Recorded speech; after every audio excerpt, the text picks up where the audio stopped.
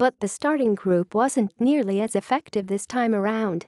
The Timbers, 13-11-8, 47 points, struggled on defense as they fell 2-1 to the San Jose Earthquakes, 12-14-6, 42 points, in front of 18,000 fans at Avaya Stadium Saturday night. Ultimately, it wasn't enough today, Porter said. That first half, we didn't play well enough.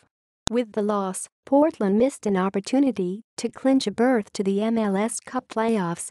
The Timbers needed a win to book their ticket to the postseason. Despite the defeat, the Timbers remained in second place in the MLS standings with 2 games left in the regular season. Other teams still hold games in hand on Portland, and the Timbers rank 4th in the West on points per game. After the club's big win last week, Porter made the decision to once again start defender Roy Miller over Vitas at left back. He also left Darren Asprilla on the wing with Darlington Nagbe in the midfield, even though defensive midfielder David Guzman was healthy and available for the game after missing the club's last match with a quad injury. The decision didn't work out as planned. Asprilla failed to contribute much on defense and Miller made some key mistakes in the game.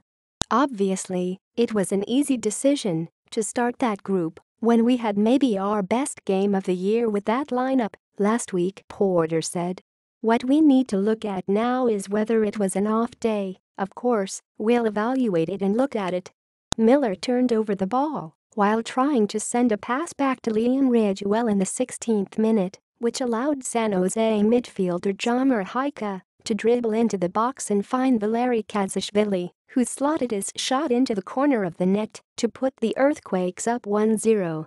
San Jose then extended its lead in the 49th minute when Danny Hoesen got on the end of a pass from Chris Wondolowski and put a shot through Miller's legs and into the back of the net. There was no mystery what they were going to do, but we didn't handle it well, Porter said. We were a little bit sloppy. Maybe it was the field. The field wasn't the best, to be honest, but no excuses. We didn't play well enough in that first half. Porter ultimately inserted both Vitas and Guzman in place of Miller and Asprilla in the 54th minute, which gave the squad an immediate boost. But while the Timbers had plenty of opportunities in the attack, they couldn't overcome the 2-goal deficit. Sebastian Blanco fired a shot into the back of the net in the 89th minute, but that was all Portland would get. Darren Maddox put the ball into the net in the 83rd minute, but was called offside. The Timbers finished the match with just 2 shots on target. Diego Valeri, who had scored in an MLS record 9 consecutive games, failed to extend his streak Saturday night despite 2 big scoring opportunities. Valeri sent an open shot over the net in the 4th minute before firing another open shot from the top of the box just wide in the 24th minute. I think we created a lot of chances today, which is good, Valeri said. But it was a tough game.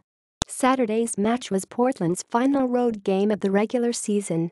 The Timbers will take a week off during the international window before returning home to face DC United on October 15th. We always use these losses and tough results as motivation going into the next one, Timbers defender Eric Valentin said.